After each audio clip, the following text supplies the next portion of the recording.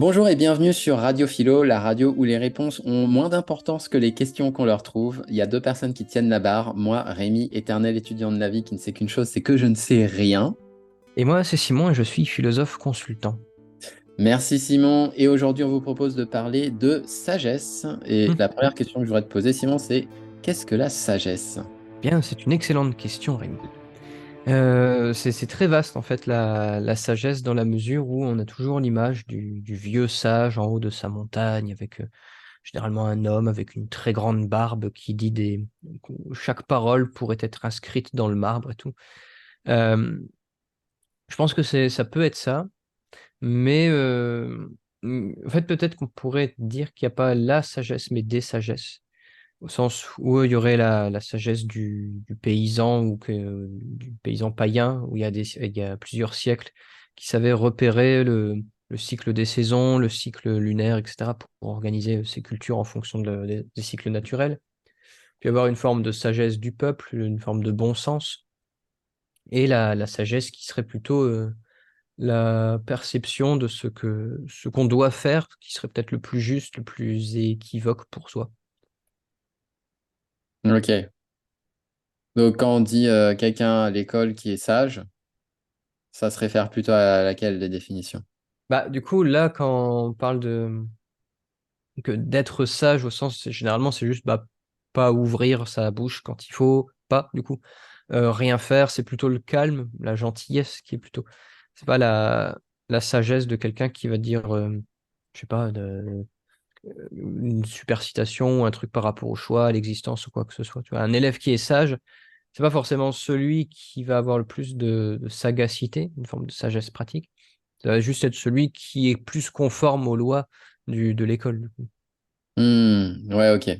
Donc ouais, c'est un peu un abus, une forme d'abus de langage quand même. C'est pas vraiment sage, c'est plutôt discipliné.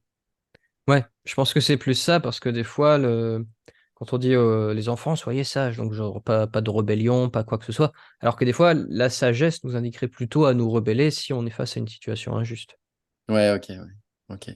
Donc c'est la sagesse, c'est plutôt de faire ce qui est bon pour nous, hein. C'est ça, c'est la dernière définition.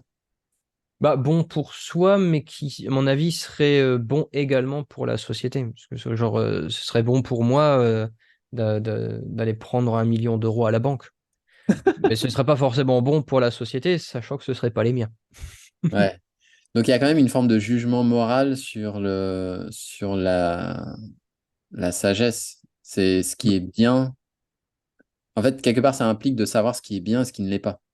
Ouais, je pense que c'est avoir la compétence de discernement pour savoir justement ce qui est bien, pas bien, juste, injuste, etc., pour la prise de recul. Et en fait, si on se réfère vraiment à l'étymologie de philosophie, philosophia, c'est l'amour de la sagesse, l'amour du savoir. Du coup, à partir de là, on peut dire que dans la et philosophe, celui qui suit, on va dire, la voie, l'amour de la sagesse, mais et également, du coup, l'amour de la connaissance. Donc ça suppose quand même que pour être sage, faut pas être le dernier des cons. Faut quand même avoir une forme de connaissance du fonctionnement du monde, de son propre fonctionnement, du fonctionnement de la société, pour vraiment faire preuve de jugeote de sagesse pratique. Ce que les anciens appelaient aussi la prudence, faire preuve de prudence. C'est pas l'excès de prudence, genre ah bah j'y vais pas parce que c'est dangereux. C'est juste j'y vais à tâtons et j'ai les compétences pour savoir me diriger dans la vie. Hmm. Ok. Et comment on sait si on n'a pas ce discernement? Comment identifier le fait qu'on est en carence de discernement, puisque c'est visiblement un des prérequis de la sagesse? Ou est-ce Ouais. que c'est un prérequis ou est-ce que c'est une conséquence de la sagesse? C'est un peu le fou la poule du coup. Euh, je pense je pense que la sagesse ça s'apprend, mais ce qui ne s'apprend pas, c'est l'envie de gagner en sagesse du coup. Parce on va encore chipoter sur les mots, mais il y a, faut pas confondre non plus être sage et être raisonnable. Parce que du coup, tu vois, si tu es en CDI, tu touches 2005 net ou brut par mois, on peut dire net, ce qui est un bon salaire. Tu as un prêt, tu as des enfants, tu vas te marier, etc., etc. Et tu as envie de quitter ton boulot. quelqu'un qui serait raisonnable, il le quitterait pas. Du coup. Il dirait, bah non, c'est pas raisonnable, etc. Sauf qu'il serait peut-être guidé par ses peurs. Celui qui est sage, qui arrive à se prononcer sur le long terme, va pas le quitter du jour au lendemain, mais reconnaître que c'est plus sage de quitter quelque chose qui nous rend malheureux que comment dire, que de persévérer dans quelque chose qui ne nous plaît pas. Mais il va Hmm. le faire avec méthode et stratégie. Ouais, c'est pas sur un coup de tête, quoi. Non, Ah, mon boss, il m'a saoulé, allez, je me barre. ouais. Non, non, ça c'est pas être sage et c'est pas non plus être raisonnable. Ouais. Clair. Mm. Mais tu vois, la figure du sage, c'est généralement aussi je crois qu'on dit le sachant, celui qui sait, face au disciple, celui qui est l'apprenant. Du coup. Tu vois, c'est un peu comme dans les films, pour un bon scénario de film, il y a le perso principal avec la fameuse quête de transformation, le quête du héros, la transformation intérieure, mais il y a toujours un personnage que le scénariste Michael Hodge, je crois que ça se prononce comme ça, appelle le reflet du héros. Et c'est ce personnage qui lui sert de coach, de mentor, de sage. Ça peut être qu'un membre de sa famille ou quoi que ce soit, mais qui va aider l'autre à justement atteindre son objectif, du coup, qui va le soutenir, etc.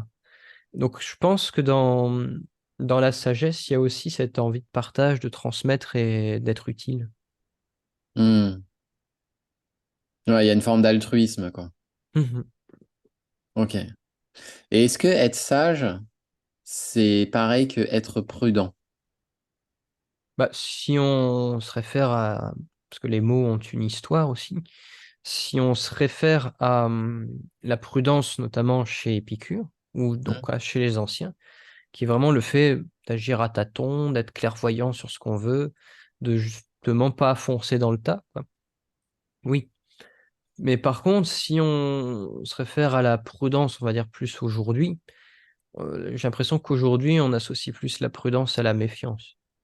Du coup, il y aurait, t'agis moins à tâtons, tu restes prudent, mais du coup, tu stagnes. Hmm. Toi, on parle souvent d'excès de prudence, notamment au permis de conduire. Ouais, Quand tu roules à 30 alors qu'il faut rouler à 50, des trucs comme ça.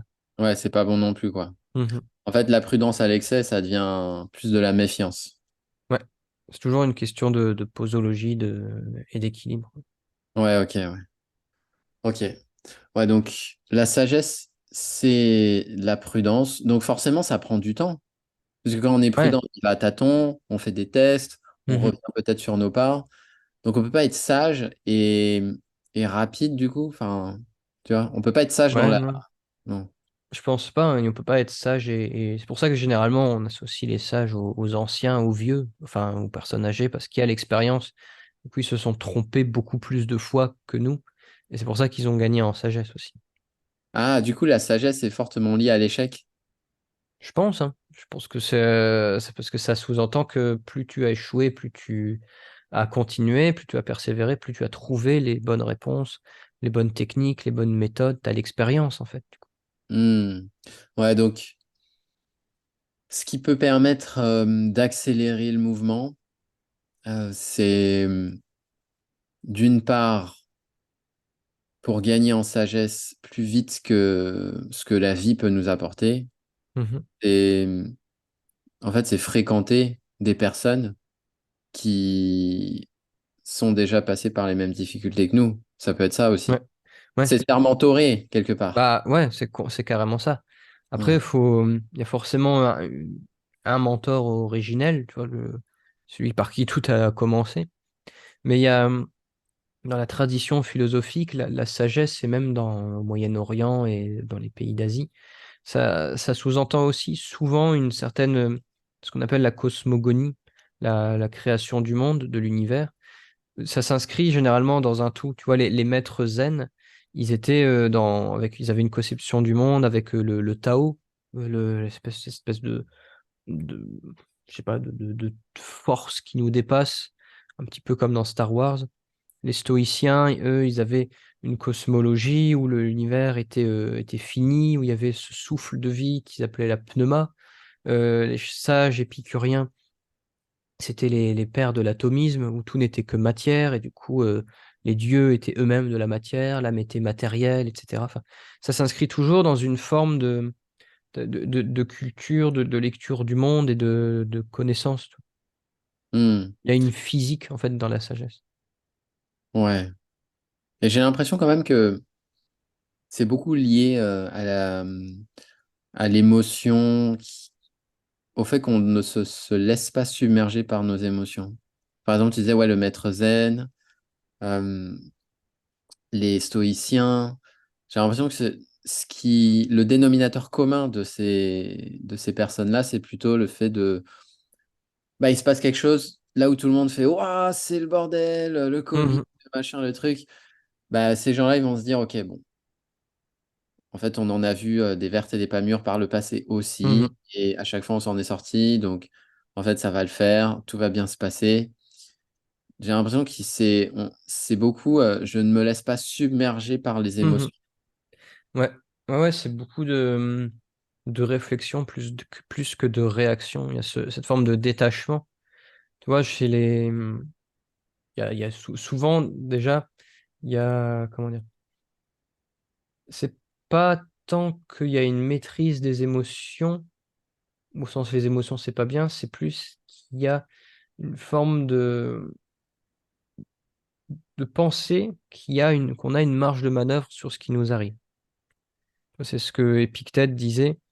Ouais. En gros, ce ne sont pas les choses qui nous affectent, mais c'est la manière dont on les conçoit qui nous affecte. C'est pas la pluie qui me rend triste, c'est moi qui laisse la pluie me rendre triste. C'est la perception que j'en ai. Et du coup, dans la tradition, on va dire, de la sagesse, que ce soit un petit peu d'un point de vue universel, c'est vrai qu'il y a cette perception que on a une marge de manœuvre sur la manière dont on considère les choses qui nous arrivent. Une forme de contrôle sur nos émotions, une forme de réflexion plus que de réaction. Et il y a ça, mais parce que aussi tout ça s'inscrit, à mon avis, dans une culture du cosmos, des énergies, une conception du monde. Hmm. Comment on fait pour se sortir d'une situation où on a l'impression qu'on contrôle rien, on maîtrise rien, on se laisse submerger? Comment on fait pour essayer de reprendre le contrôle là-dessus et d'être un petit peu plus zen par rapport à tout ce qui se passe autour de nous? Mhm. Bah, déjà, je pense que, il faut accueillir sans jugement les perceptions du monde. C'est, tu vois, au lieu de dire, ah, c'est affreux, machin, c'est, tiens, mon corps m'indique que je stresse. Tiens, j'ai des pensées ruminantes, néfastes. Tiens, il m'arrive cette chose-ci. Et du coup, tu enlèves tout jugement de ce qui t'arrive, parce que c'est une réaction corporelle de la même manière que si, je sais pas, si tu as un repas trop copieux, ton ventre va réagir et tu vas pas juger tes intestins. Tu vas pas dire, Pierre, vous faites chier, vous auriez pu mieux digérer ça, quoi. Non, ça n'aurait pas de sens. Ou alors, si tu te balades en t-shirt alors qu'il fait -15, ton corps va ressentir du froid. Tu vas pas en vouloir à ton corps d'avoir froid. C'est comme ça. Et du coup, les émotions, émovere en latin, c'est une mise en mouvement. C'est le corps qui se met en mouvement. Donc, c'est avant tout une réaction corporelle avant d'être une réaction psychique. Et donc, ça sert à rien de juger une émotion. C'est un réflexe. Et donc, il faut parvenir à prendre du recul. Ça peut passer par des exercices de respiration abdominale. Ce que je suggère souvent à mes clients, c'est 5 secondes, non, c'est 8 secondes d'inspiration, on tient 5 secondes en apnée, et 8 secondes d'expiration. Faire ça au moins 3 fois pour vraiment retrouver un petit peu le calme. Déjà parce que ça crée un pattern interrupt dans ce qui t'arrive, et après, tu peux vraiment reprendre du recul. Ensuite, c'est accueillir sans jugement ce qui t'arrive. Ensuite, une fois que tu as fait ça, c'est se demander sur quoi tu as un contrôle. Toi, c'est un peu la merde dans le monde en ce moment, avec il y a différents attentats à Arras, à Bruxelles, tout ce qui se passe aussi en Israël. Il y a de quoi, en fait, c'est assez anxiogène, il y a de quoi angoisser sur l'avenir du monde, etc. Mais est-ce que j'ai un contrôle là-dessus? Non, pas vraiment. Ce sur quoi j'ai un contrôle, c'est la manière dont je me représente ces choses. Et après, voir ce qu'on fait du coup de ce qui nous arrive.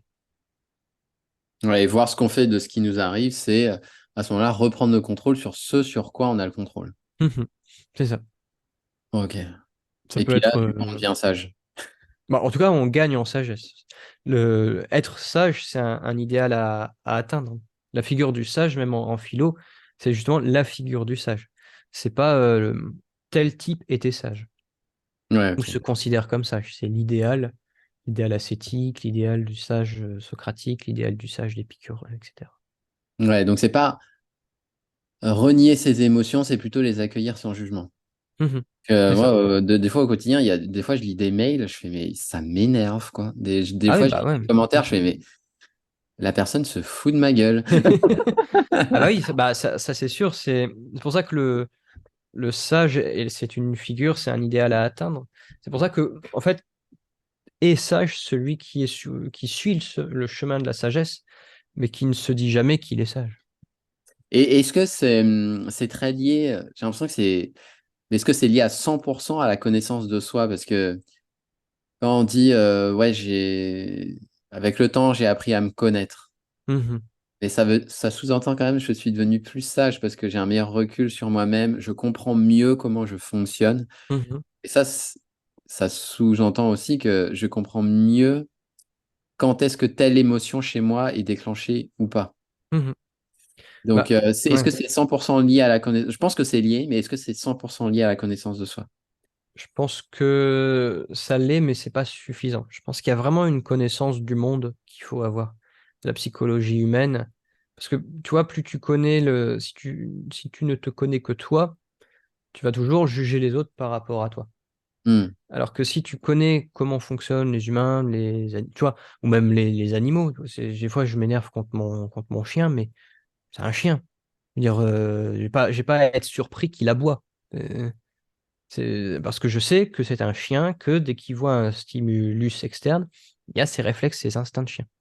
hmm, Du coup, ça sert à rien de lui en vouloir. Ça n'empêche pas de l'engueuler, mais ça sert à rien d'être surpris et de lui en vouloir.